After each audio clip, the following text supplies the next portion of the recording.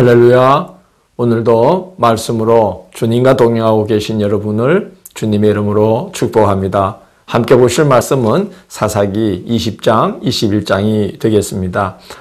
레위인의 첩으로 인해 발생한 개인사가 이스라엘의 내전으로 치닫게 되고 그로 인해 생긴 문제를 해결하느라고 비극이 더해지는 사건들이 이어지는 내용이 되겠습니다. 그 레위인의 첩 사건의 소식을 접한 이스라엘 각 지파는 미스바에 모여서 레위인의 진술을 듣게 되고 베냐민 지파에 사람을 보내어서 사건 당사자인 불량배들을 넘겨달라고 요구합니다. 그러나 베냐민 지파가 그 이스라엘 동족의 요구를 거부하죠. 그러자 이스라엘 백성들은 미스바에서 두 가지 결정을 하게 되는데요. 첫째는 베냐민과 전쟁을 하기로 결정을 합니다. 두 번째는 베냐민 지파 사람들에게는 딸을 주지 않기로 하나님 앞에서 맹세를 하죠. 동족 취급을 하지 않겠다는 것입니다. 그러나 이것이 나중에 어떤 큰 불행을 가져올지는 전혀 생각지를 못했던 거죠. 이스라엘은 40만 대군이 모이게 됩니다. 베냐민은 군사를 다 해도 26,700명이었습니다. 11지파와 한 지파의 전투가 되는 거죠. 전쟁이. 수적으로 절대적인 우위에 있음에도 불구하고 이스라엘이 패전을 거듭하다가 복병전을 써서 결국은 승리하게 됩니다. 이 전투로 베냐민 지파 사람들은 25,000명이 죽어요. 그리고 600명만 광야로 도망하여 은신을 하게 됩니다. 이스라엘은 전쟁을 마친 후에 베냐민 지파에 속한 온 성읍들을 불사르고 가축과 사람들을 만나는 대로 다 칼날로 죽이게 됩니다. 전쟁이 끝나고 나서 냉정을 되찾고 보니까 엄청난 잘못을 범했음을 깨닫게 되죠. 첫 번째는 베냐민 지파, 동족을 너무 지나치게 대했던 거죠. 그래서 이제 한 지파가 사라지게 된 것을 생각게 되었습니다. 두 번째는 이제 남은 600명으로 베냐민 지파가 명맥을 잇게 해야 하는데 딸을 베냐민 지파에게는 주지 않기로 미스바에서 맹세했기 때문에 대를 이을 방법이 없게 된 것이죠. 그렇다고 해서 이방 여인들로 아내를 삼게 할 수 없는 노릇이고 그래서 묘안이 떠오르게 되었는데 미스바에서 이스라엘 총회로 모였을 때 거기에 참여하지 않은 족속들은 반드시 죽이기로 결정을 했는데 야베스 길르앗 주민들이 한 사람도 동참하지 않았음을 알게 되었습니다. 그래서 그들을 처단해서 거기 딸들, 야베스 길르앗 딸들을 베냐민 지파의 남은 자들에게 주기로 이제 결정을 합니다.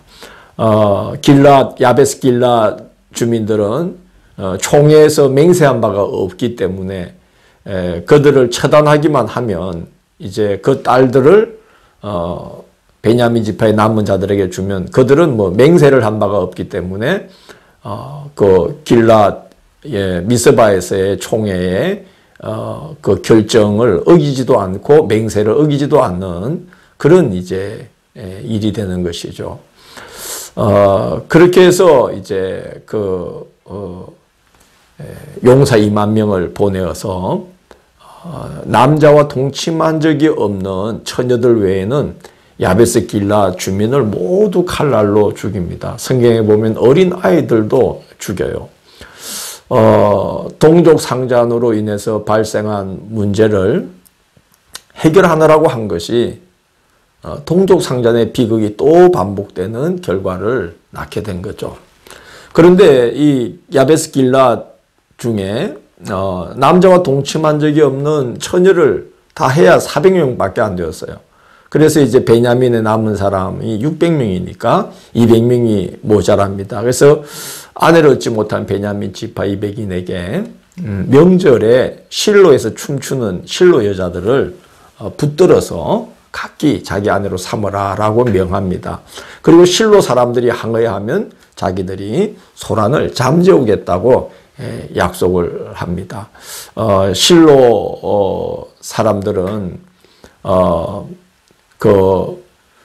자기들이 임으로 딸들을 내어준 것이 아니기 때문에 또 미스바의 맹세를 그들은 어기지 않는 그런 결과를 가져온다고 이스라엘 사람들이 생각하고, 우리가 그런 이제 이야기로 실로 사람들의 항해를 잠재우겠다고 이야기를 하는 거죠.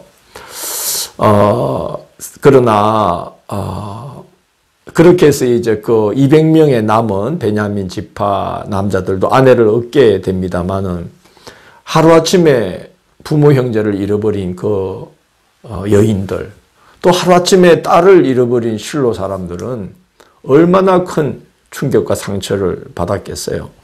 그런 사람들한테 당신들이 딸을 준 것은 미스바의 맹세를 어긴 것이 아니니까 너희들은 죄를 지은 바가 없다. 이게 무슨 위로가 되겠으며 그게 무슨 보상이 되겠습니까?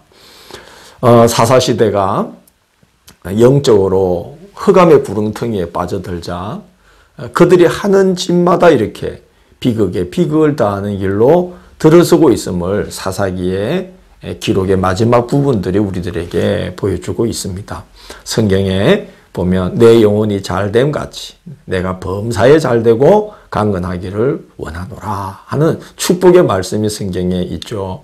하나님 앞에서 영혼이 잘 조성되어야 됩니다. 그래야 우리가 뭘 하든지 우리의 하는 일에 하나님의 은혜와 하나님의 영광이 드러나게 되는 것이죠. 하나님의 뜻을 외면하고 각기 자기 소견에 옳은 대로 했던 것이 사사 시대였습니다. 그 표현이 사사기 내내 관통해서 반복되면서 이제 그런 기록이 계속 반복되다가 사사기 맨 마지막 기록도 이제 바로 그 기록입니다. 자기 소견에 옳은 대로 했다 하고 기록을 합니다. 그리고 그 결과가 어떠했는지를 여실히 보여주면서 사사기는 이제 끝을 맺고 있습니다. 그래서 우리는 하나님 앞에서 우리 소견에 옳은 대로 하기보다는 하나님의 뜻을 묻고 영혼이 잘 조성되어서 범사가 잘 되고 강건한 복을 누리는 그런 그리스도인들로 살아가야 되겠습니다. 내일 3월 25일 목요일은 룻기 1장에서 4장, 룻기 전장을 룻, 어둠 속에 빛나는 별이라는 제목으로 살펴보도록 하겠습니다. 오늘도 함께 해주셔서 감사합니다. 기도하겠습니다.